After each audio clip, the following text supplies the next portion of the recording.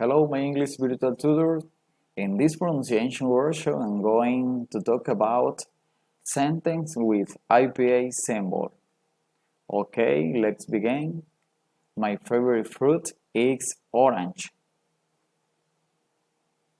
My father goes to gym in the morning. I like to go to the church. My favorite subject is English. Better safe than sorry. I brush my teeth every day.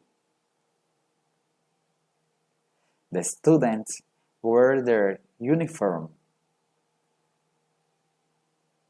I hope to see you there. The zebra is white and black. I think it's time to sleep. I prefer to listen to Christian music. Actions speak louder than words.